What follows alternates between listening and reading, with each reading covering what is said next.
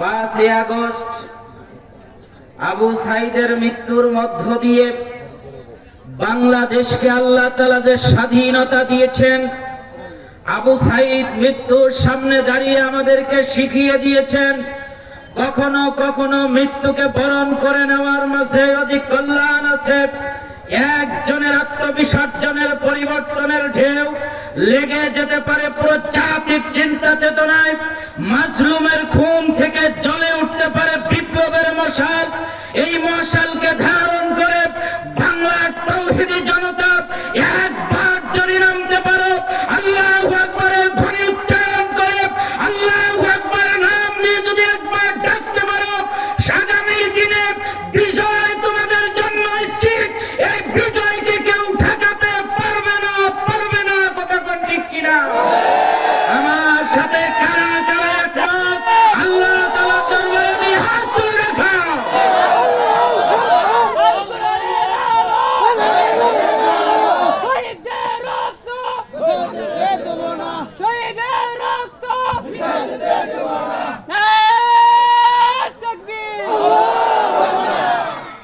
আলহামদুলিল্লাহ পড়েন আলহামদুলিল্লাহ। আপনাদের যে জায়গা থেকে অবস্থানে নিয়ে আসলাম সেটি হচ্ছে কালেমা পড়তে তো আপনারা চান না, বলেন ঠিক কিনা? আমার দিকে তাকান। কিয়ামতের দিন আল্লাহ রাব্বুল আলামিন মানুষের দুই দিকে দুইটা কিতাবের স্তূপ উঠবে। বলেন কি উঠবে? দুইটা কিতাবের স্তূপ জমা হয়ে যাবে। একটা থাকবে নেকির পাল্লা, আরেকটা থাকবে বদির পাল্লা। আপাতত সাধারণ ভাবে এই কথাটা বুঝি কি বুঝি না? সবাইকে বলতে হবে, যুবক ভাইরা বুঝি কি বুঝি না? বুঝি তো। নেকির পাল্লা যখন এই বদি নেকিগুলো যখন নেকির পাল্লায় উঠানো হবে, আর বদিগুলো যখন বদির পাল্লায় উঠানো হবে, গুনাহগুলো গুনার পাল্লায় উঠানো হবে, কিছু কিছু মানুষের ব্যাপারে দেখা যাবে যে নেকির থেকে গুনার পাল্লা অনেক বেশি হয়ে গেছে। মানুষটা জান্নাতি না জাহান্নামী? একটু ঝাঙ্কার দিয়া বলেন, জান্নাতি না জাহান্নামী? আল্লাহ রাব্বুল আলামিন ফেরেশতাকে ডাক দিয়া বলবেন, রে ফেরেশতা, আর দেরি করিস না, দ্রুত আমার বান্দার সেই রহমতি কাগজটা নিয়ে আয়। আল্লাহর একজন ফেরেশতা এরকম একটা ছোট্ট কাগজের টুকরা আল্লাহ রাব্বুল আলামিনের সামনে হাজির করবেন। আল্লাহ রাব্বুল আলামিন বলবেন, আমার বান্দার নেকির পাল্লায় কাগজের টুকরাটা দিয়ে দাও। যেমনি কাগজের টুকরাটা দিয়ে দেওয়া হবে, সমস্ত বদির পাল্লাকে হারায়া নেকির পাল্লাটা শত গুণ ভারী হয়ে যাবে। কোন সুবহানাল্লাহ। সাহাবারা আরজ করলেন, ইয়া রাসূলুল্লাহ, ইয়া হাবিবাল্লাহ, নবীজি, ওই নেকির পাল্লার কাগজটার মধ্যে কি লেখা ছিল, কি লেখা ছিল? আল্লাহর নবীজি ডাক দিয়া বলেন, এটা অনেক কিছু, এমন কিছু লেখা ছিল না।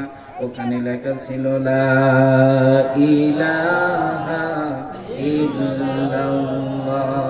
সংকার দিয়া পড়েন, লা ইলাহা ইল্লাল্লাহ, লা ইলাহা লা ইলাহা ইল্লাল্লাহ মুহাম্মাদুর রাসূলুল্লাহ। পড়ুন সাল্লাল্লাহু আলাইহি ওয়াসাল্লাম। টালিগাঁও মুন্সিপাড়া আল আকসা জামে মসজিদ সংলগ্ন আল আকসা জামে মসজিদ কর্তৃক আয়োজিত আজকের এই ঐতিহাসিক তাফসীরুল কোরআন মাহফিলের শ্রদ্ধেয় সম্মানিত সভাপতি জনাব জয়নাল আবেদিন সাহেব, সভাপতি 18 নং সুখানপুকুরি ইউনিয়ন বিএনপি। আল্লাহ রাব্বুল আলামিন আমাদের প্রিয় সভাপতিকে কোরআনের ময়দানে কবুল করুন, বলেন আল্লাহুম্মা আমিন। আমন্ত্রিত অতিথি মহোদয় বৃন্দ, স্টেজে উপস্থিত হযরত উলামায়ে কেরাম, আমার সামনে উপবিষ্ট পিতৃতুল্য মুরব্বিয়ানে কেরাম, যুবক ভাইরা, ছোট্ট ছোট্ট সোনামণিরা, পর্দার অন্তরালে আমার মা ও ভগ্নীগণ, সকলে মিলে ওই মহান আল্লাহ রাব্বুল আলামিনের দরবারে শুকরিয়া জ্ঞাপন করছি যে মহান আল্লাহ রাব্বুল আলামিন আজকের এই তাফসীর মাহফিলে কিছু কথা, কোরআনের কথা শোনার এবং বলার তৌফিক নায়েব করলেন যে মহান মুনিব। ওই মহান মুনিবের দরবারে সকলেই শুকরিয়া আদায় করছি, জবান খুলে পড়ছি আলহামদুলিল্লাহ। আর একটু চিৎকার মেরে বলেন আলহামদুলিল্লাহ। হয় নাই? আল্লাহ শুকরিয়া আসতে হবে না জোরে হবে? দেখেন, আপনাদের টাইপ করতে যদি আমার সময় চলে যায়, আমি চাচ্ছি সকল প্রকার জড়তা, দুর্বলতা, সংকীর্ণতা, হেনমন্যতা ছেড়ে ফেলে ইমানের বলে বলিয়ান হয়ে জজবা এবং ইশক মুহাব্বতকে ধারণ করে আল্লাহ শুকরিয়া আদায় করব। জবান খুলে চিৎকার মেরে বলেন আলহামদুলিল্লাহ। আগে বললে এত কষ্ট করা লাগতো? সংক্ষিপ্ত আকারে দরুদ ও সালাম পাঠ করছি যিনি এই পৃথিবীর মহান শিক্ষক জনাবে মুহাম্মদুর রাসূলুল্লাহ। আমরা সকলেই পড়ছি সাল্লাল্লাহু আলাইহি ওয়াসাল্লাম। সম্মানিত ভাইরা, আমি আপনাদের সামনে পবিত্র কোরআন আল কারিমের ঐতিহাসিক সূরা সূরা আলে ইমরান, সূরা আলে ইমরানের 102 নম্বর আয়াতে কারিমা তেলাওয়াত করেছি।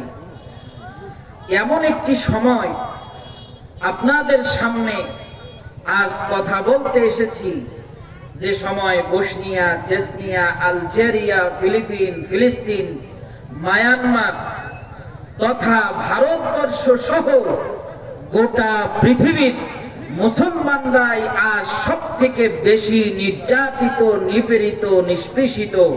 বুঝে থাকলে আওয়াজ দিয়ে বলুন ঠিক না বেঠি? আরো জোরে বলেন ঠিক না বেঠি? এর কারণ কি জানেন? এর কারণ হচ্ছে আমরা কোরআন থেকে সময়ের বিবর্তনে যত সরে যাচ্ছি, কাফের আর মুশরিকদের জয় আল্লাহ তত এনে দিচ্ছেন। কথা বলেন ঠিক কিনা? আরো জোরে বলেন ঠিক কিনা? আসুন সেই মহান আল্লাহ রাব্বুল আলামিনের কোরআনের দিকে ফিরে যাই। প্রিয় হাজিরিন, আমরা যদি কোরআনের দিকে ফিরে যেতে পারি, আল্লাহকে সাক্ষী রেখে বলছি, আপনাদের কাছে জানতে চাই, চোর বাড়বে না কমবে? আরো জোরে বলেন, কোরআনের দিকে যদি ফিরে যেতে পারি, চোর কমবে না বাড়বে? বলেন আল্লাহুম্মা আমিন। আর একটু আওয়াজ দিয়ে কোন আল্লাহুম্মা আমিন। তেলাওয়াত করেছিলাম সূরা আলে ইমরানের 102 নম্বর আয়াত। আল্লাহ তাআলা বলছেন, ইয়া আইয়ুহাল্লাযীনা আমানু, ওহে ঈমানের দাবিদাররা। আমি একটু দেখতে চাই কারা কারা ঈমানের দাবিদার আল্লাহর কাছে, একটা হাত তুলে দেখান। লিল্লাহে তাকবীর। হাতটা টান হবে না বাঁকা হবে? টান হবে না বাঁকা হবে? লিল্লাহে তাকবীর। নারায়ে তাকবীর, নারায়ে তাকবীর। আলহামদুলিল্লাহ। কথা দিলেন আপনারা সবাই ঈমানের দাবিদার। কারণ আলহামদুলিল্লাহ। আল্লাহ রাব্বুল আলামিন কুরআন আল কারীমের মধ্যে জানা দিলেন, ইয়া আইয়ুহাল্লাযীনা আমানু তাকুল্লাহ।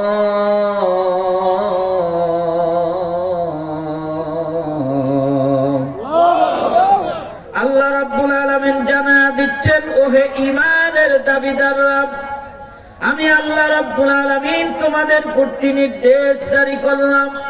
আমি আল্লাহ রাব্বুল আলামিন তোমাদেরকে জানা দিলাম, তোমরা ওই মহান আল্লাহ, তোমাদের রব আল্লাহ রাব্বুল আলামিনকে ভয় করো।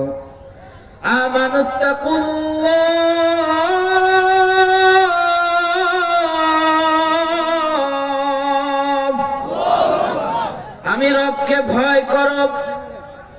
আমানুত্তাকুল্লাহা হাক্কা তুকাতিহি, আমি রবকে তোমরা ভয় করো, আর ভয় করার মতো ভয় করো।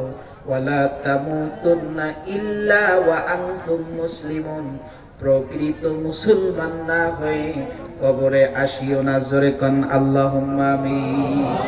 আমার ভাইয়েরা, আমার আজকের আলোচনার বিষয় হচ্ছে ইত্তাকুল্লাহ, আল্লাহর ভয়। জোরে কোন আল্লাহুম্মা আমিন।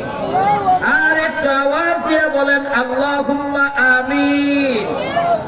আমার ভাইয়েরা, আজকের আলোচনার বিষয় হচ্ছে ইত্তাকুল্লাহ, আল্লাহর প্রতি আমাদের ভয় আছে না নাই, কতটুকু আছে, বুঝবো কিভাবে? এই বিষয়টা নিয়েই আজকে আপনাদের সামনে কিছু কথা বলতে চাই।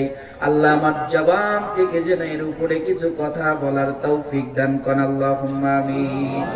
আমার ভাইয়েরা, ইত্তাকুল্লাহ, আল্লাহর ভয় এটা কি জিনিস?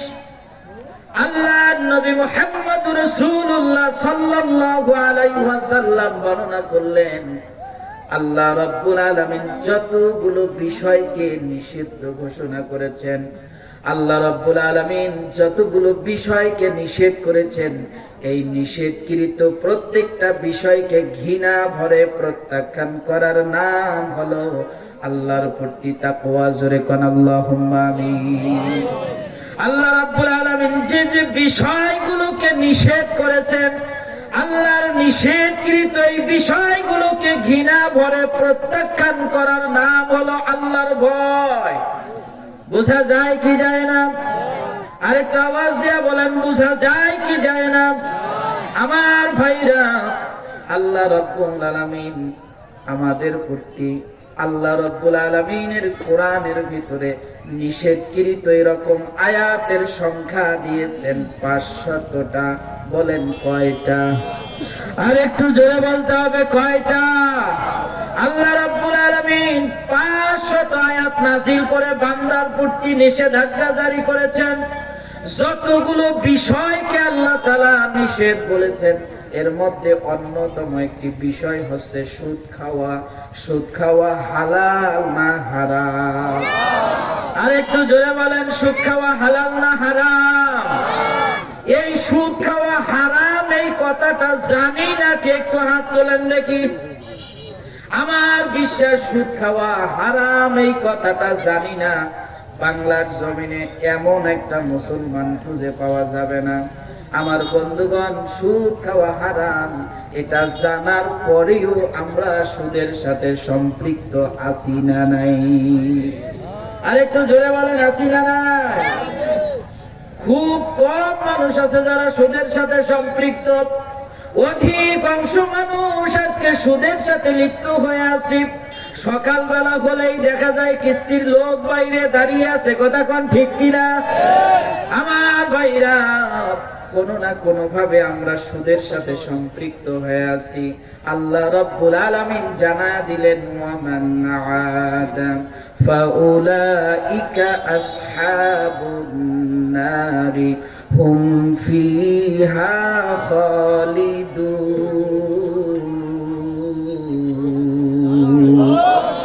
আল্লাহ রাব্বুল আলামিন জানাচ্ছেন, বান্দা, সুদ খাওয়া হারাম।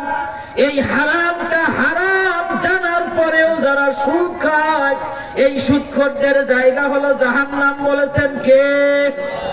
আওয়াজ দিয়ে বলতে হবে, কে? সুদ ছাড়ার দরকার আছে না নাই? আর একটু জোরে বলেন না, আছে না নাই? আল্লাহ রাব্বুল আলামিন প্রত্যেকটা পরিবারকে সুদ মুক্ত করুন। বলেন আল্লাহুম্মা আমিন।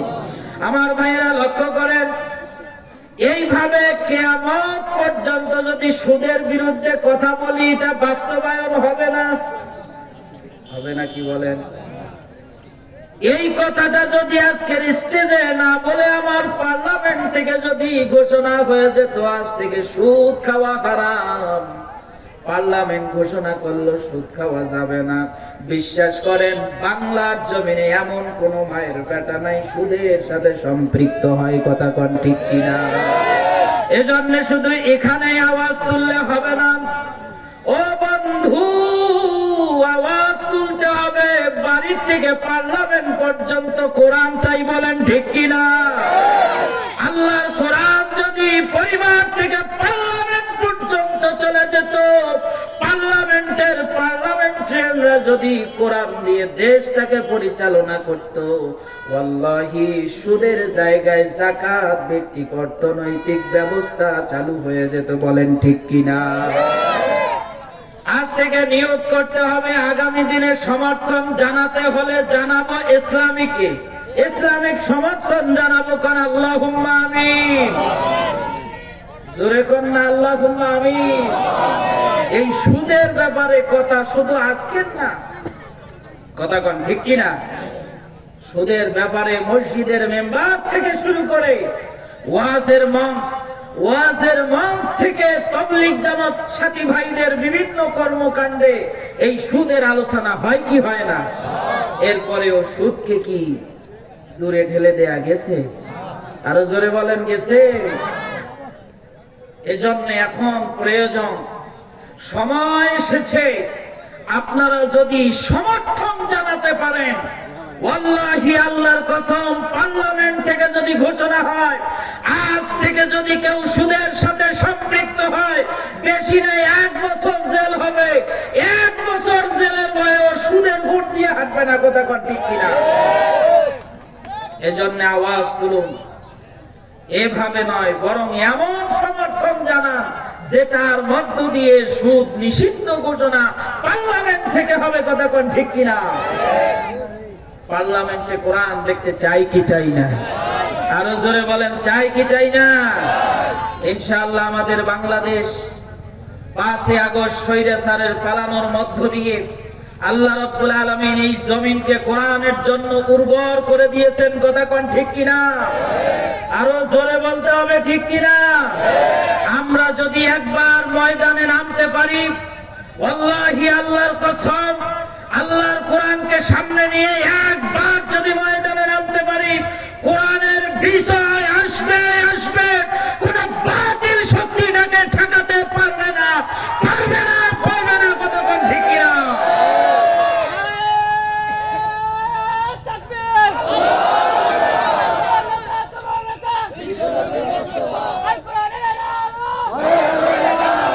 আল কোরআনের আলো এখন আর ঘরে ঘরে না ভাই, আল কোরআনের আলো, জোরে বলেন, আল কোরআনের আলো সংসদে জ্বলো। কারণ আল্লাহুম্মা আমিন, আজ থেকে স্লোগান হবে, আল কোরআনের আলো সংসদে জ্বলো। কারণ আল্লাহুম্মা আমিন।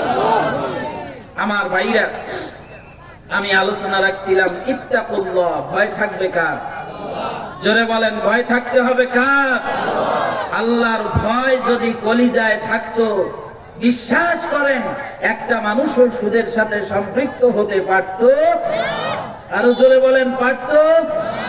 আমার ভাইয়েরা, আল্লাহ রাব্বুল আলামিন যতগুলো বিষয়কে নিষেধাজ্ঞা জারি করেছেন, এর মধ্যে যেমন একটি হলো সুদ খাওয়া হারাম, ঠিক এমনই ভাবে আর একটা বিষয়ের নাম হলো ঘুষ খাওয়া হারাম। কথা কোন ঠিক না বেঠিক?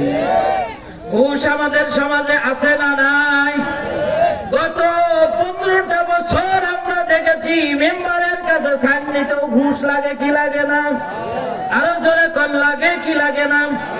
শিক্ষা জাতির মেরুদণ্ড। আমার এই 2 বছর আগে আমি একদিন ভার্সিটিতে গেলাম আমার সার্টিফিকেট তোলার জন্য। যাওয়ার পরে ডাক দিয়া বললাম, স্যার আমার সার্টিফিকেটটা উত্তোলন করতে চাই, একটু মেহেরবানি করে আমাকে সার্টিফিকেটটা দিবেন। স্যার ডাক দিয়া বললাম, তাহলে তোমার এন্ট্রি খাতায় সই করে দাও। এন্ট্রি খাতায় সই করে দিলাম, খাতাটা ভিতরে দিয়ে দিলাম, কিন্তু আমার সার্টিফিকেট আসে না। সময় ছিল 12:30। এক পর্যায়ে যখন সার্টিফিকেট আসতেছে না, স্যারকে ডাক দিয়ে বললাম, স্যার এখন পর্যন্ত সার্টিফিকেটটা দিচ্ছেন না, কারণ কি? পিয়ন আমার এসে ডাক দিয়া কয়, হুজুর এত বড় হুজুর হয়েছেন এখনো বুঝেন না, কিছু দিলেই তো দিয়ে দেয়। আছে না নাই? কিছু দিলেই তো দিয়ে দেয়। অন্যদিকে হঠাৎ কানের মধ্যে পড়ে গেল আযান, মুয়াজ্জিন সাহেব আযান দিচ্ছে, হাইয়া আলাস সালাহ।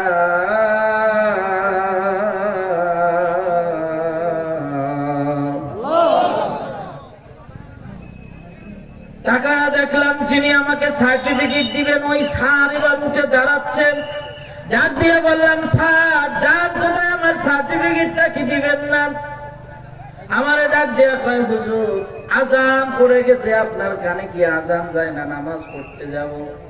চিন্তা করে দেখলাম, আল্লাহ কেমন বান্দার কাছে আসলাম, মনে হয় জান্নাত থেকে পালায় আসছে।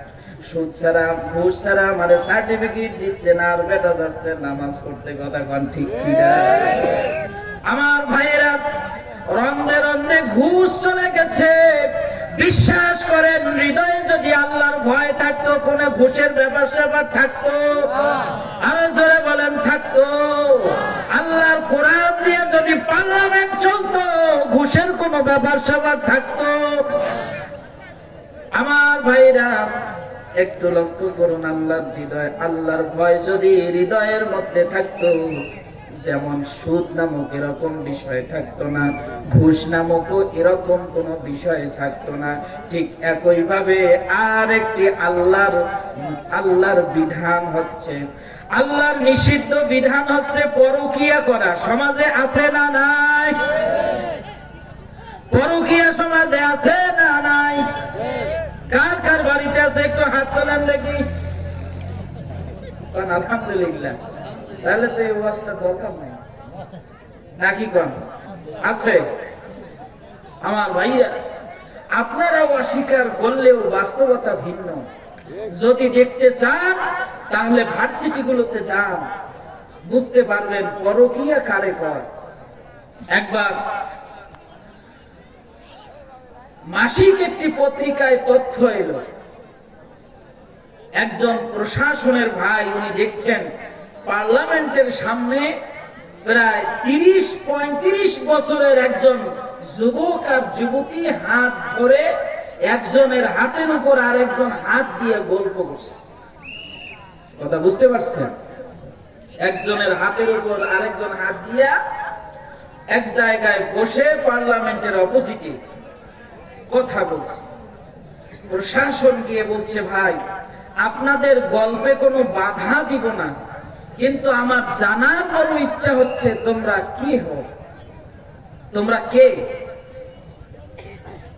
এবার একজন বললেন, আমরা স্বামী স্ত্রী। বলেন, কি স্ত্রী? স্বামী স্ত্রী। ব্যাপারটা ভালো না খারাপ? বলেন না, যা বোঝেন তাই করেন। ব্যাপারটা ভালো না খারাপ? তো প্রশাসনের যিনি, উনি বললেন, ভাই আপনি যদি স্বামী স্ত্রী হন তাহলে যা করা দরকার বাসায় করবেন, এখানে কেন? কথা কন ঠিক কিনা? আরো জোরে কন ঠিক কিনা? মানে এই কথার পিছনে আরো কিছু ছিল, এখানে বলা যাচ্ছে না, পরিবেশটা ওই রকম না। বুঝলে বুঝপাতা, না বুঝলে তেজপাতা। তো যাই হোক, প্রশাসনের ভাই উনি বললেন, যদি আপনারা স্বামী স্ত্রী হন তাহলে বাসা আছে, বাসায় যান, এখানে কেন? এইবার ডাক দিয়া বলছে, যুবক, ও প্রশাসনের ভাই, আপনি বুঝবেন না আমি স্বামী স্ত্রী ঠিক আছে, কিন্তু উনি একজনের স্ত্রী আর আমি আর একজনের স্বামী। এই হলো ব্যাপার স্যাপার। আমার ভাইরা, চিন্তা করুন, বুড়াতি বয়সে সেও পরকীয়া মন থেকে যায় না। কথা কোন ঠিক না বেটি? আরো যারা বলেন ঠিক কিনা? আল্লাহ নবীজি বলছেন, যারা পরকীয়ায় আসক্ত হয়, আল্লাহ রাব্বুল আলামিন ওই মানুষগুলোকে ৬টা গজব আল্লাহ তাআলা নিজ হাতে দান করেন। জোরে কর নাউজুবিল্লাহ। আর একটা আওয়াজ দিয়ে বলেন নাউজুবিল্লাহ। পরকীয়া কারে কয়? আজ অধিকাংশ পরিবার, বিবাহিত নারী কিংবা পুরুষ, ছেলেটা বিয়ে করার পরেও অন্য মেয়ের সাথে মোবাইল ফোনে সেটিং করে। করে কি করে না? আরো জোরে কোন, করে কি করে না? আবার অনেকগুলো পরিবারে দেখা যায়, মেয়েটা স্বামী বাইরে বাহির হওয়ার সঙ্গে সঙ্গে কিংবা স্বামী কোথাও যাওয়ার সঙ্গে সঙ্গে মেয়েটা তার পূর্বের বন্ধুর সঙ্গে আবার সেটিং করা শুরু করে দেয়, কিংবা মোবাইল ফোনে ডাক দিয়ে বাড়িতে নিয়ে আসে। এরকমও পরিস্থিতি আমাদের সমাজে হয় কি হয় না? এটার নাম হলো পরকীয়া। পরকীয়ায় যারা আসক্ত হবে, আল্লাহ নবীজি বলেছেন ওদের জীবনে আল্লাহর অভিশাপ আসে 6টা।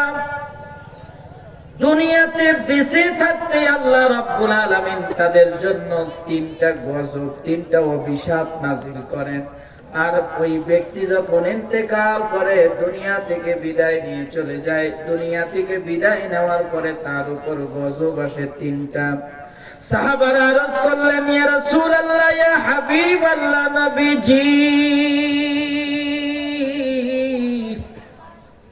কি কি 6টা গজব আল্লাহর পক্ষ থেকে আসে?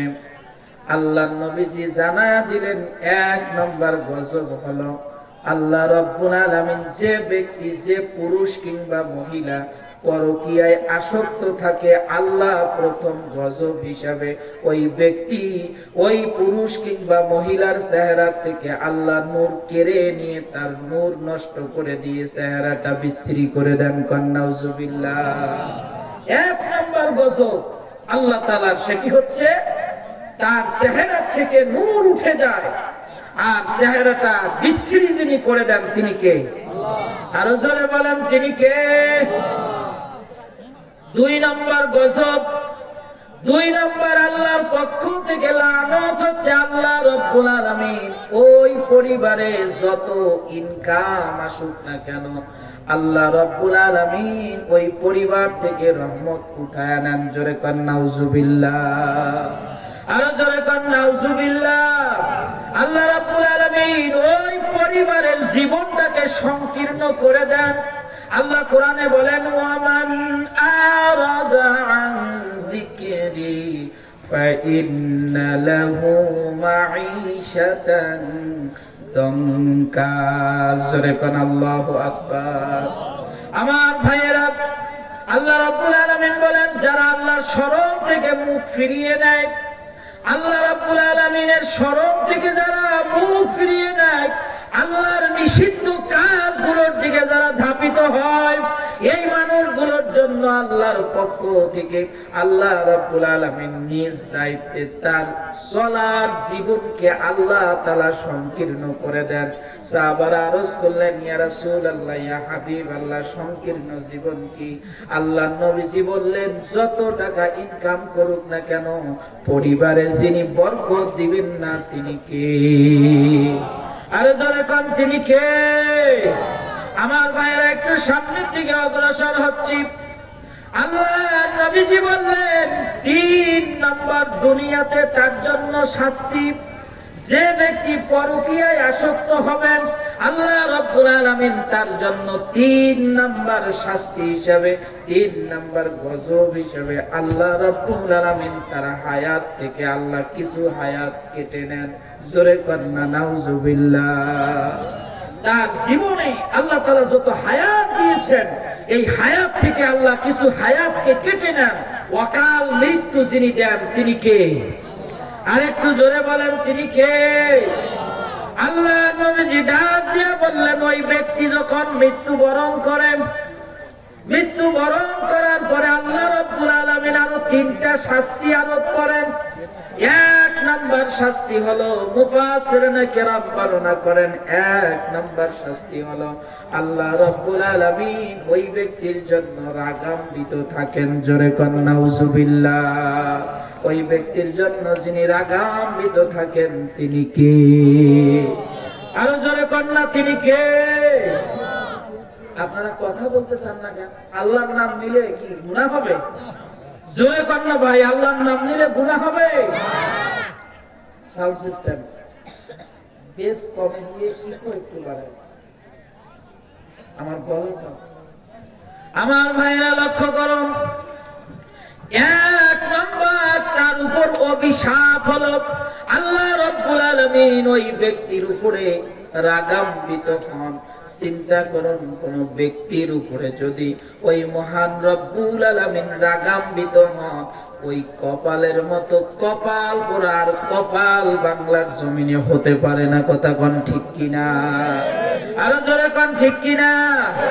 2 নম্বর আল্লাহর লানত হলো আল্লাহ রাব্বুল আলামিন তার হাতে আমলনামা তুলে দিবেন। আমল নামা যখন বান্দার হাতে চলে আসবে, বান্দা লজ্জায় নিজের আমল নামাটা হাতে নিতে চাইবে না। এটা হলো তার জন্য দ্বিতীয় নম্বর আল্লাহর পক্ষ থেকে লানত। আল্লাহর নবীজি বলেন 3 নম্বর লানত হলো, আল্লাহর অভিশাপ হলো, ওই ব্যক্তি ইন্তেকাল করতে দেরি আল্লাহ তারে জাহান্নামে দিতে দেরি করবেন না। জোরে কান নাউজুবিল্লাহ। আমার ভাইয়েরা, এখনো আমরা যারা পরকীয়ায় আসক্ত আছি, আল্লাহর কাছে আজকে তওবা করার সময় এসেছে। কথা কোন ঠিক কিনা? আরো জোরে কোন ঠিক না ঠিক? আল্লাহর কাছে তওবা করুন। আল্লাহ রাব্বুল আলামিন এই পরকীয়া নামক গজব থেকে আল্লাহ আমাদের সকলকেই হেফাজত করেন। আল্লাহুম্মা আমিন। আমার ভাইয়েরা, ফিরে আসুন। বৈবাহিক জীবন, স্বামী স্ত্রীর জীবন, এটা মহাব্বতপূর্ণ জীবন বলেছেন কে? আরো জোরে বলেন, বলেছেন কে? আল্লাহ রাব্বুল আলামিন কুরআন আল কারীমের মধ্যে জানায়া দিলেন, ওয়াজালা বাইনাকুম মাওয়াদ্দাতান ওয়া রাহমা। চিৎকার মেরে কোন আল্লাহু আকবার। ও দুনিয়ার মানুষেরা, তোমরা পরকীয়ায় আসক্ত না হয়ে তোমরা যে পরকীয়ার মধ্যে আসক্ত হও, যে ঘটনাগুলো ঘটাও, ওই ঘটনাগুলো যদি পরকীয়া না করে যদি নিজের স্ত্রীর সাথে ঘটাও, আমি আল্লাহ রাব্বুল আলামিন তোমাদের প্রতি রাজি থাকবো, খুশি থাকবো। জোরে কোন সুবহানাল্লাহ। এজন্য আল্লাহ রাব্বুল আলামিন বৈবাহিক জীবন দিলেন, স্বামী স্ত্রীর মহব্বতপূর্ণ সময়। আল্লাহ রাব্বুল আলামিন জানায়া দিচ্ছেন, ওয়াজাআলা বাইনাকুম মাওয়াদ্দা। একজন স্বামী আর একজন স্ত্রী, একজন আরেকজনের চিনত না, একজনের বাড়ি সিলেট আর একজনের বাড়ি ঠাকুরগাঁও, একজন আরেকজনের চিনল না। হঠাৎ একজন ঘটকের মাধ্যমে দুইজনের যখন বিবাহ বন্ধনে আবদ্ধ করে দেওয়া হলো, লক্ষ্য করে দেখা যায় 2-3 দিন, 5 দিন, 10 দিন পর ওই পুরুষটার নামে কেউ যদি বদনাম করে আর স্ত্রীর কানে যদি কথাটা আসে, স্ত্রী বরদাস্ত করতে চায় না। কথা কোন ঠিক কিনা? আমার ভাইয়েরা, শুধু তাই না, একজন স্বামী আর স্ত্রী যখন বৈবাহিক জীবনে আবদ্ধ হয়ে যায়, আল্লাহ রাব্বুল আলামিন নিজ দায়িত্বে আল্লাহ জানা দিচ্ছেন, ওয়াজালা বাইনাকুম মাওয়াদ্দা। আমার আল্লাহর অফুরন্ত রহমত তাদের একে অপরের জন্য, আমি আল্লাহ তাআলার অফুরন্ত রহমত নাজিল হয়ে যায়। জোরে কোন সুবহানাল্লাহ। এই স্বামী আর স্ত্রীর মধ্যে সম্পর্কটা চলতে চলতে এক পর্যায়ে যখন বৃদ্ধ আর বৃদ্ধায় পরিণত হয়, আমি আল্লাহ রাব্বুল আলামিন স্বামী আর স্ত্রীর এই মহব্বতপূর্ণ সময়টাকে আমি আল্লাহ পরবর্তী সময় করুণাতে পরিণত করে দেই। জোরে কোন সুবহানাল্লাহ। আল্লাহ নবীজি বলছেন, তোমার স্ত্রীর যদি তুমি হাত ধরো, স্বামী তুমি যদি হাত ধরো, তাহলে তোমার সগীরা গুনাহগুলো মাফ করে দেন কে? আরো জোরে বলেন, কে? যে হাত ধরলে পরে সগীরা গুনাহ মাফ হয়, ওই হাত দিয়ে যদি আপনি অন্য কোন নারীর হাতে স্পর্শ করেন, যিনি আপনার আমার আমল নামায় গুনাহ লিখে দিবেন, তিনি কে? আপনাদের কাছে জানতে চাই, পরকীয়া করে অন্য মেয়ের হাত ধরবেন না, স্ত্রীর হাত ধরবেন? হাত ধরতে হবে কার? স্ত্রীর। যদি ধরতেই হয় স্ত্রীর হাত ধরো। মহব্বত যদি করতেই হয়, স্ত্রীকে মহব্বত করো। খুশি হবেন কে? আর একটু আওয়াজ দিয়ে বলেন, খুশি হবেন কে? কিন্তু দুর্ভাগ্যের বিষয় হচ্ছে, বর্তমান অবস্থা বিবেচনা করে আমরা লক্ষ্য করে দেখলাম, যখন স্টেজগুলোতে আসি, অনেক স্ত্রী আমাদের কাছে চিঠি লিখে পাঠায়, হুজুর একটু দোয়া করবেন, আমার স্বামী আমার কথা শোনে না, 24 ঘন্টার ভিতরে অধিকাংশ সময় মদ কিংবা জুয়া অথবা মদ কিংবা বিভিন্ন নেশাযুক্ত কাজের মধ্যে কাটায় দেয়। আছে না নাই? আরো জোরে কোন আছে না নাই? আমার ভাইরা, আমাদের কাছে অধিকাংশ পুরুষরা আমাদের কাছে জানায়, হুজুর আমাদের জন্য একটু দোয়া করবেন। আমাদের জন্য একটু দোয়া করবেন। বউ কথা শোনে না, যখন এই ফোন দেই ফোনটা শুধু ব্যস্ত লাগে আর ব্যস্ত। আছে না নাই? আছে না নাই? ফোন দিচ্ছে আর ফোন ব্যস্ত, দুইজনের মধ্যে সন্দেহ শুরু হয়। হয় কি হয় না? জোরে কোন হয় কি হয় না? আমার ভাইয়েরা, আল্লাহ রাব্বুল আলামিন জানাচ্ছেন হুন্না লিবাসুল লাকুম ওয়া আনতুম লিবাসুল লাহুন্না। জোরে কোন সুবহানাল্লাহ।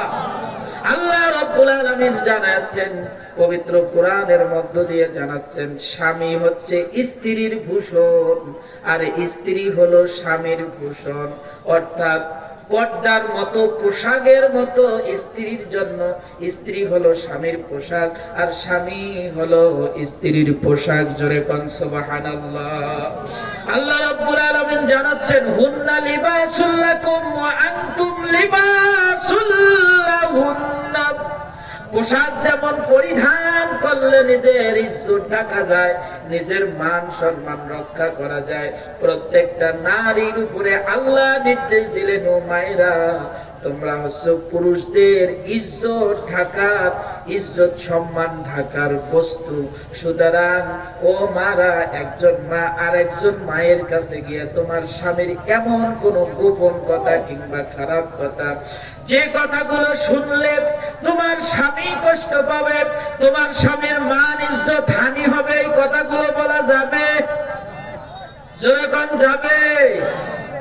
আল্লাহ রাব্বুল আলামিন এই আয়াত দিয়ে আপনাকে আমাকেও বুঝাচ্ছেন, ও পুরুষেরা তোমার স্ত্রীর এমন কোন কথা অন্যের কাছে বলে বেড়ায়ো না, যাতে করে তোমার স্ত্রীর মান ইজ্জত সম্মান তার কাছে ধুলোয় ধূসরিত হয়। কথা কোন ঠিক কিনা? আমার ভাইয়েরা একটু খেয়াল করুন। এজন্য নবীজি শিখিয়েছেন তোমরা স্ত্রীর প্রশংসা করো, তোমরা স্ত্রীর সামনে তার প্রশংসা করো, কিংবা বাইরে থাকলেও স্ত্রীর প্রশংসা করো। ওই স্ত্রীটা স্বামীর প্রতি আনুগত্যশীল বানায়া দিবেন কে? জোরে কন্যা কে? চলবে না? আলোচনা উল্টো দিকে টানবো। কোনটা চলবে? চলবে ইনশাআল্লাহ। লিল্লাহে তাকবীর, নারায়ে তাকবীর। আমার ভাইয়েরা, এজন্য স্বামী স্ত্রীকে মহব্বত করতে হবে, স্ত্রী স্বামীকে মহব্বত করবে। দুইজন দুইজনের মধ্যে যদি মহব্বত থাকে, আওয়াজ দিয়ে বলেন খুশি হবেন কে? আর একটু আওয়াজ দিয়ে বলেন না খুশি হবেন কে? আমার ভাইরা একটু লক্ষ্য করো। আমার একটা ছোট্ট ইতিহাস মনে পড়ে গেল। বাদশাহ হারুনুর রশিদ তদানীন্তনকালে ইরাকের প্রধানমন্ত্রী বাদশাহ হারুনুর রশিদ একদিন তার বিবিকে নিয়ে পরন্ত বিকালবেলা গল্পে মেতে গেলেন। ছাদের উপরে উঠে গল্প করতে করতে লম্বা সময় চলে গেল। পূর্ণিমার চাঁদ উঠলো। পূর্ণিমার চাঁদ দেখে স্ত্রীকে ডাক দিয়ে কয়, রে জুবাইদা, ও আমার প্রাণের বিবি জুবাইদা, ওই যে তাকা দেখো পূর্ণিমার চাঁদ, ওই চাঁদটা না যত সুন্দর তার থেকেও বেশি সুন্দর তুমি। জোরে কোন সুবহানাল্লাহ। স্ত্রীর সামনে স্ত্রীর প্রশংসা করলে স্ত্রী খুশি হয় না বেজার হয়? খুশি হয় না বেজার হয়? মাঝে মাঝে জায়গা বুঝে আবার প্রশংসা করতে হয়। কথা কোন ঠিক কিনা? হুজুর একবার ওয়াজ করেছিল, ও আমার যুবক ভাইরা, বউ যদি তোমাদের কথা না শুনে তাহলে একটু প্রশংসা করো, দেখো তোমাকে বেশি বেশি মহব্বত করবে। যেমন কথা তেমন কাজ। এক লোক বসা ছিল, ও প্রায় তার স্ত্রীকে পিটাতো, এটা ছিল তার স্বভাব। কারণ হলো তার বউ তার কথা শুনতো না। আমার ভাইয়েরা, এক পর্যায়ে বাড়িতে গিয়া হঠাৎ করে বেচারা স্বামী যখন স্ত্রীর কাছে আসছে, আসার পরে তার সামনে যখন ভাত বেড়ে দিয়েছে, তরকারি সামনে দিছে, এবার স্ত্রীকে ডাক দিয়া বলছে, রে বিবি, আজকে যে তোর তরকারি গুলা হয়েছে না, একদম মারাত্মক তরকারি। কোন সুবহানাল্লাহ। স্ত্রীর প্রশংসা করার সাথে সাথে স্ত্রী ডাক দিয়ে কয়, আমি বুঝছি তো কেন আজকে প্রশংসা করছো, আজকে যে ভাবির হাতে তরকারি আনছি আছে না নাই, এজন্য একটু জায়গা বুঝে প্রশংসা করতে হবে, প্রশংসা করতেই হবে। আমার ভাইয়েরা, বাদশা হারুন রশিদ তার স্ত্রীকে সাথে করে নিয়ে পূর্ণিমার চাঁদ দেখে ডাক দিয়া বললেন, রে বিবি, ওই যে তাকায় দেখো আকাশের পূর্ণিমার চাঁদটা, এই চাঁদটা না যত সুন্দর, তার থেকেও তুমি আমার কাছে বেশি সুন্দর। জোরে কোন সুবহানাল্লাহ। জুবাইদা ডাক দিয়া বললেন, স্বামী আপনি কি আমার সাথে মজা করতেছেন নাকি? বলে কেন? বিবি ডাক দিয়ে কয়, আমি যতদিন পর্যন্ত শুনেছি চাঁদ নাকি অনেক সুন্দর, চাঁদের থেকে আবার মানুষ কেমনে বেশি সুন্দর হয়। স্বামী ডাক দিয়া বললেন, বাদশা হারুন রশিদ ডাক দিয়া বললেন, রে জুবাইদা, সত্যি করে বলছি ওই চাঁদের থেকেও তুমি বড় সুন্দর। আর যদি তুমি সুন্দর না হও তাহলে তুমি 1 তালাক, যদি সুন্দর না হও তাহলে তুমি 2 তালাক, যদি সুন্দর না হও তাহলে তুমি 3 তালাক। জোরে কান নাউজুবিল্লাহ। বাদশা হারুন রশিদ স্ত্রীকে পাশে নিয়ে গল্প করতে করতে এক পর্যায়ে এরকম একটা পরিস্থিতি ঘটে গেল। আমার ভাইরা একটু লক্ষ্য করুন, জুবাইদা নামে বাদশা হারুন রশিদের স্ত্রী ছিলেন অত্যন্ত পর্দানিশিনী, পরহেজগারিনী, তাহাজ্জুদ গুজারি, 5 ওয়াক্ত নামাজ পড়নেওয়ালি, অত্যন্ত পরহেজগারিনী একজন মহিলা। সঙ্গে সঙ্গে স্বামীকে ডাক দিয়ে বললেন, স্বামী আপনি তো আমাকে তালাক দিয়ে দিছেন, কইতে চাইলেন কি আর করে ফেললেন কি? যেহেতু তালাক দিয়ে দিয়েছেন, ইসলামী শরিয়া বলছে আপনি আমার চেহারা দেখা হারাম, আর আমার আপনার চেহারা দেখাও হারাম। কথা কোন ঠিক কিনা? তালাক দিলে, তালাক দেওয়ার পরে বউয়ের সাথে সংসার করা জায়েজ না হালাল? হারাম না হালাল? স্ত্রীকে তালাক দেওয়ার পরে, স্ত্রীকে তালাক দেওয়ার পরে ওই স্ত্রী নিয়ে সংসার করা হালাল না হারাম? বাদশা হারুন রশিদ, বাদশা হারুন রশিদের স্ত্রীকে যখন 3 তালাক দিয়ে দিচ্ছে, জুবাইদা ডাক দিয়ে কয়, স্বামী আমি আল্লাহ রাব্বুল আলামিনকে খুশি করার জন্য 5 ওয়াক্ত নামাজ আদায় করি, রাত জেগে জেগে তাহাজ্জুদের নামাজগুলো আদায় করি, নামাজের পরে তাসবিহ তাহলিল পড়ি, এরপরে ভালো ভালো আমল করি, যাতে করে তোমার ইনকাম থেকে কিংবা রাষ্ট্রীয় কোষাগার থেকে খাবার আনলে পরে সেই খাবার হালাল বা হারামের মিশ্রণ হয়ে যায়। এই জন্য রাষ্ট্রীয় কোষাগার থেকে তোমাকে কোনো টাকা নিতে দেই না, আমি নিজে টুপি সেলাই করে করে সেই টাকা দিয়ে সংসার চালাই, এরপরে রাষ্ট্রীয় কোষাগার থেকে টাকা নিতে দেই না। এত কষ্ট করে করে চলি আল্লাহকে সন্তুষ্ট করার জন্য। কিন্তু স্বামী আপনি যখন আমাকে তালাক দিয়ে দিলেন, তালাক দেওয়ার পরে আমার জন্য আপনি হারাম হয়ে গেছেন, আর আপনার জন্য আমিও হারাম হয়ে গেছি, সুতরাং আমরা আর একসঙ্গে থাকতে পারি না। বাদশা হারুন রশিদ ডাক দিয়ে বললেন, তাহলে এখন কি করা দরকার?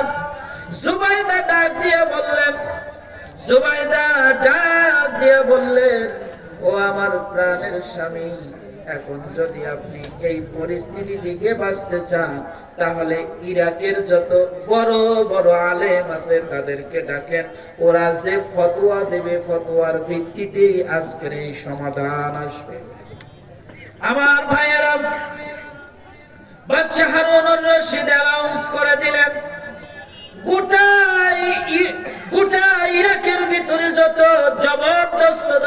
জবরদস্ত বড় বড় আলেম ছিল সবাই যখন উপস্থিত হয়ে গেল, সবার উপস্থিতিতে বাদশা হারুন রশিদ ডাক দিয়ে বললেন, ও আলেমে দ্বীন, আপনাদের সামনে বলতে চাই, আমি আমার স্ত্রী জুবাইদার উদ্দেশ্যে বলছিলাম, জুবাইদা তুমি চাঁদের থেকেও সুন্দর। জুবাইদা বিশ্বাস করে নাই। আমার বলছি জুবাইদা তুমি আমার কাছে সাদের থেকেও সুন্দর, এরপরেও বিশ্বাস করে নাই। এক পর্যায়ে বলছি যদি সাদের থেকে জুবাইদা তুমি সুন্দর না হও তাহলে 1 তালাক, এরপরে বলছি 2 তালাক, এরপরে বলছি 3 তালাক। ও ইরাকের বড় বড় জবরদস্ত আলেম, আপনাদের কাছে জানতে চাই আমি কি জুবাইদাকে নিয়ে সংসার করতে পারবো? আমার ভাইয়েরা একটু লক্ষ্য করুন, সমস্ত আলেমরা বিপাকে পড়ে গেলেন। মুফাসসিরিনে কেরাম বর্ণনা করেন সমস্ত আলেমরা বিপাকে পড়ে গেলেন, কারণ এই পরিস্থিতিতে তালাক হয়, এরকম তালাকের সমাধান কোরআন কিংবা হাদিসের ভিত্তিতে দেওয়া যায় না। কথা কোন ঠিক না বেঠিক? আমার ভাইরা, একটা ব্যতিক্রম বিষয় নিয়ে যখন মুফাসসিরিনে কেরাম সামনে বসে গেলেন, বড় বড় আলেম কোনো জবাব নাই। হেড যিনি আলেম উনি উঠে বললেন, ও বাদশা হারুনুর রশিদ, মন খারাপ করবেন না, রায় আপনার বিপক্ষে। আপনি যে তালাক দিয়ে ফেলেছেন, তালাকটা সম্পূর্ণ হয়ে গেছে, এই তালাক কার্যকর হবে, আপনি আপনার জুবাইদার সঙ্গে আর সংসার করতে পারবেন না। আমার মুসলমান ভাইয়েরা একটু লক্ষ্য করুন, এই ঘোষণা দেওয়ার সঙ্গে সঙ্গে জুবাইদা নির্জনে চলে গেলেন। বাদশা হারুন অত্যন্ত চিন্তিত হয়ে গেলেন। এক পর্যায়ে দীর্ঘ সময় ধরে এই অবস্থা চলতে থাকলো। এই অবস্থা চলতে চলতে এক পর্যায়ে এমন পরিস্থিতি চলে আসলো, বাদশা হারুন দেশের কার্যক্রম অস্থিরতা চলে আসলো। আমার ভাইয়েরা, বাদশা হারুন এতটাই ভেঙে পড়লেন, পাশে থাকা তার উজির নাজিররা ডাক দিয়ে বললেন, ও বাদশা হারুন, সামান্য একটা বিষয়কে নিয়ে আপনি এত চিন্তিত কারণ কি? কারণ হলো এক জুবাইদা যাবে, আরো কত জুবাইদা আসবে। কথা কোন ঠিক কিনা? জোরে কোন ঠিক কিনা? এক জুবাইদা যাবে, আপনার একজন স্ত্রী যাবে, আরো কয়জন স্ত্রী আসবে? আপনাকে বিবাহ করার জন্য কত মেয়েরা তো লাইন দিয়ে আছে। কথা কোন ঠিক না বেঠিক? আমাদের বাংলাদেশের প্রধানমন্ত্রীর ছেলে যদি ঘোষণা দেয় আমি একজন মেয়েকে বিয়ে করব, আমার বিশ্বাস মেয়ে দেখার জন্য হয়তো বা তার 1 বছর লাইন দিয়ে হাঁটতে হবে। কথা কোন ঠিক কিনা? এত মেয়ে আসি লাইনে দাঁড়িয়ে গেল। চিন্তা করুন, তদানীন্তনকালে বিশাল রাজ্যের অধিপতি বাদশা হারুনুর রশিদ, অনেক বড় রাজ্যের অধিপতি বাদশা হারুনুর রশিদ ডাক দিয়া বললেন, উজি নাজিররা, তোমরা হয়তো জানো না আমি যে জুবাইদাকে হারাতে যাচ্ছি এটা অন্য কোন মহিলার মতো এরকম মহিলা না। এমন একজন মেয়ে, যে মেয়েটা 5 ওয়াক্ত নামাজ পড়ে। আমি তোমাদেরকে বলতে চাই, কয়জনের স্ত্রী 5 ওয়াক্ত নামাজ পড়ে? আমার স্ত্রী জুবাইদা যাকে হারাতে যাচ্ছি, আমার স্ত্রী তাহাজ্জুদের নামাজ পড়ে। তোমাদের বলো কয়জনের স্ত্রী তাহাজ্জুদের নামাজ পড়ে? আমার স্ত্রী নামাজের পরে দীর্ঘক্ষণ বসে বসে তাসবিহ তাহলিল গুলো পাঠ করে। তোমাদের কয়জনের স্ত্রী এরকম নামাজের পরে তাসবিহ তাহলিল পাঠ করে? আমার স্ত্রী রাষ্ট্রীয় কোষাগার থেকে আমাকে কিছু নিতে দেয় না, কোনো অর্থ সম্পদ নিতে দেয় না, বরং নিজে টুপি সেলাই করে করে তার সংসার পরিচালনা করে, যাতে করে তার মধ্যে কোন রকম হারাম খাদ্য হালাল খাদ্যের সাথে মিশ্রণ ঘটে না যায়। আমি তোমাদের কাছে জানতে চাই, বলো তোমাদের কয়জনের স্ত্রী আছে এরকম যে নিজে ইনকাম করে, নিজের ইনকাম দিয়ে পরিবার চালায়, সুযোগ থাকা সত্ত্বেও অন্য কোনো উপায়ে কোনো অর্থ নিজে আত্মসাৎ করতে চায় না? এই রকম স্ত্রী পাওয়া যায় না রে, এইরকম স্ত্রী পাওয়া যায় না। এটা লাখে একটা হয়। আমার জুবাইদা অন্য কোন স্ত্রীর মতো না। আমার ভাইয়েরা, এক পর্যায়ে বাদশা হারুনুর রশিদ ওদের থেকে বাহির হয়ে একটা গাছের নিচে বসে আছে। একটা গাছের নিচে বসে আছে, ওই পথ দিয়ে যাচ্ছিল একজন যুবক হুজুর। জোরে কোন সুবহানাল্লাহ। একজন যুবক হুজুর হেঁটে যাচ্ছেন। আমার বন্ধুরা, একজন যুবক হেঁটে যাচ্ছে, একজন যুবক হুজুর, নতুন হুজুর। যাইতে যাইতে হঠাৎ করে সামনে দেখলো এরকম একজন সুন্দর পোশাক পরিধান করা তাগড়া একটা মানুষ। ডাক দিয়ে বললেন, ভাই, ডাক দিয়া বললেন, ভাই আপনি এখানে বসে আছেন? বাদশা হারুনুর রশিদ ডাক দিয়া বললেন, তুমি কি আমাকে চিনছো না? আমি হলাম এই রাজ্যের প্রধানমন্ত্রী বাদশা হারুন। যুবক ডাক দিয়া বললেন, আমি যে বাদশা হারুনকে দেখেছিলাম তার চেহারা তো এরকম না, কপাল জড়ো হয়ে গেছে, গালের গোস্ত হালা হালা ভাব, চিন্তায় চিন্তিত, জীর্ণ শীর্ণ শরীর নিয়ে বসে আছেন, কারণ কি?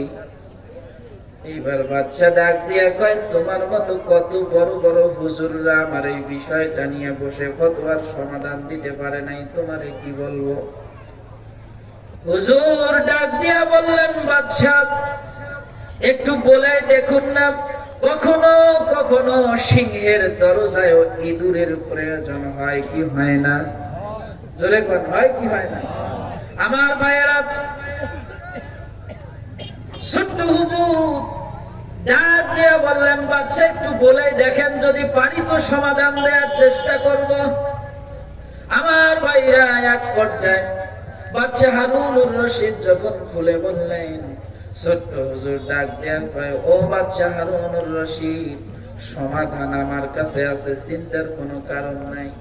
আগামীকাল মাগরিবের নামাজ আমার নেতৃত্বে যদি হয়, তাহলে ঘোষণা করছি ওই নামাজে আপনার এই তালাকের বিষয়টা সম্পূর্ণ সমাধান করে দেব। জোরে কান আল্লাহু আকবার। বাদশা হারুনুর রশিদ বড় আনন্দিত হওয়ার কথা, ঠিক কিনা? আমার ভাইয়েরা, বাদশা হারুনুর রশিদ বড় আনন্দিত চিত্তে এইবার চলে গেলেন, সমস্ত উলামায়ে হযরত ইরাকের বড় বড় আলেমদেরকে ডাক দিলেন, ও ইরাকের আলেমরা, তোমাদেরকে জানাতে চাই, আমি এমন একজন হুজুরের সন্ধান পেয়েছি যিনি জুবাইদার সাথে এই ঘটনার সমাধান করে দিতে চায়। আগামী মাগরিবের নামাজের মধ্য দিয়ে এটার সমাধান হবে। সমস্ত আলেমরা চলে এলো, মাগরিবের নামাজ অনুষ্ঠিত হবে, ওই ছোট্ট হুজুরের ইমামতিত্বে নামাজ অনুষ্ঠিত হবে। এক পর্যায়ে হুজুর এসে নামাজে দাঁড়ায় গেলেন, আল্লাহর কোরআনুল কারীম থেকে প্রথম রাকাতেই তেলাওয়াত করলেন, ওয়াত্তিনি ওয়াজ-যাইতুন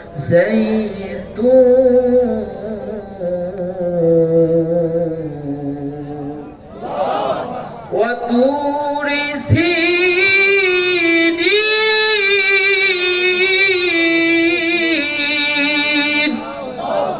ওয়া হাযাল বালাদিল আমিন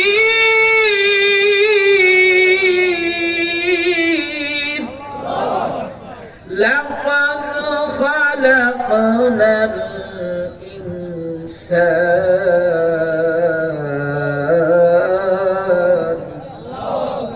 হুজুর এই জায়গায় দুইবার রিপিট করলেন, নামাজ শেষ হয়ে গেল। এক পর্যায়ে আলেমরা বললেন, হুজুর আর আপনাকে জবাব দিতে হবে না, জবাব পেয়ে গেছি।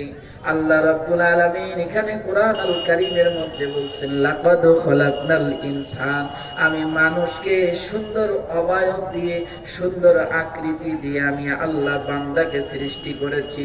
যিনি আপনাকে আমাকে সুন্দর করে সৃষ্টি করেছেন তিনি কে? হুজুর ডাক দিয়া বললেন, আল্লাহ রাব্বুল আলামিন চাঁদের কথা বলেন নাই, সূর্যের কথা বলেন নাই, অন্য কিছুর কথা বলেন নাই। আল্লাহ রাব্বুল আলামিন মানুষকে আশরাফুল মাখলুকাত বানিয়েছেন, মাখলুকাতের সেরা। কথা কোন ঠিক কিনা? আল্লাহ রাব্বুল আলামিন লাকাদ খালাকনাল ইনসানা ফি আহসানি তাকওয়িম, এই আয়াতের মধ্য দিয়ে আল্লাহ মানুষকে সুন্দর অবয়ব দিয়ে, সুন্দর আকৃতি দিয়ে সৃষ্টি করেছেন। এই দলিল দিয়ে আল্লাহ রাব্বুল আলামিনের কোরআনের এই দলিল দিয়ে জায়েজ করে দিলেন। জোরে কোন সুবহানাল্লাহ।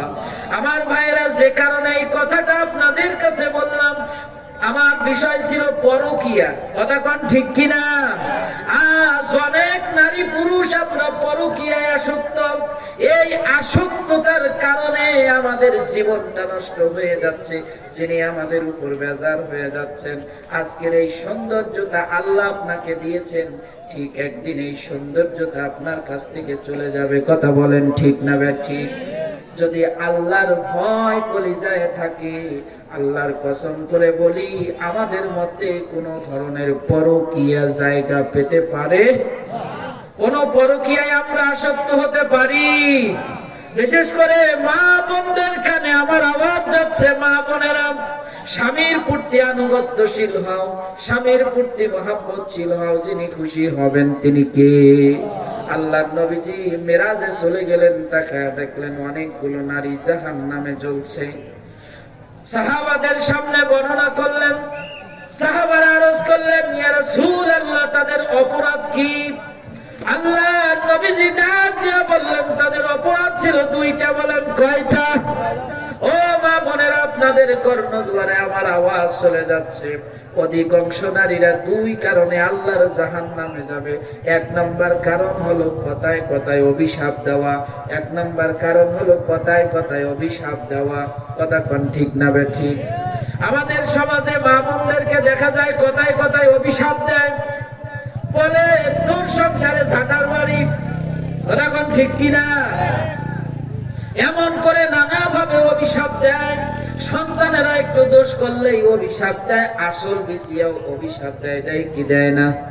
এক নম্বর কারণ হলো বেশি বেশি অভিশাপ দেয়া, আর দুই নম্বর কারণ হলো না শুকরিয়া করা।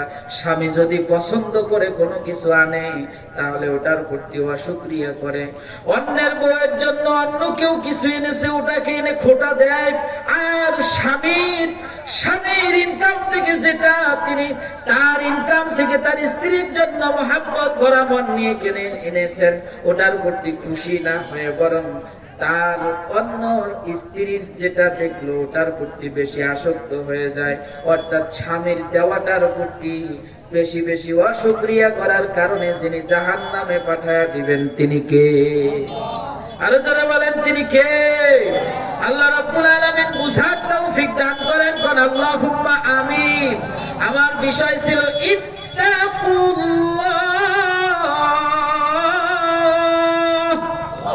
হৃদয়ে ভয় থাকবে কার? আল্লাহর ভয় যদি কলিজায় থাকে, মানুষটা যেভাবে সুদ খাইতে পারে না, ঘুষ খাইতে পারে না, পরকীয়া করতে পারে না, অমনি ভাবে গাঞ্জাও টানতে পারে না, বিড়ি খাইতে পারে না, জেনা করতে পারে না, ব্যভিচার করতে পারে না, এইভাবে একইভাবে আল্লাহর যতগুলো নিষেধ হুকুম আছে প্রত্যেকটা হুকুম মেনে চলবে। এটাই হলো আল্লাহ রাব্বুল আলামিনকে ভয় করা। কথা বলেন ঠিক কিনা? আল্লাহ রাব্বুল আলামিন বলছেন, বান্দা তুমি যদি আমি রবকে ভয় করো তার সুফল কি? আল্লাহ কোরআন দিয়ে দলিল দিচ্ছেন, আলা ইন্না আউলিয়া আল্লাহ।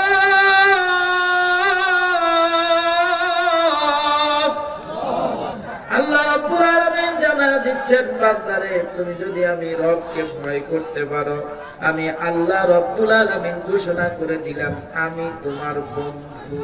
জোরে কোন আল্লাহু আকবার। বন্ধু হবেন কে? আরেকটা আওয়াজ দিয়ে বলেন, বন্ধু হবেন কে? আল্লাহ রাব্বুল আলামিনকে বন্ধু পেতে চাই কি চাই না? জোরে বলেন, চাই কি চাই না?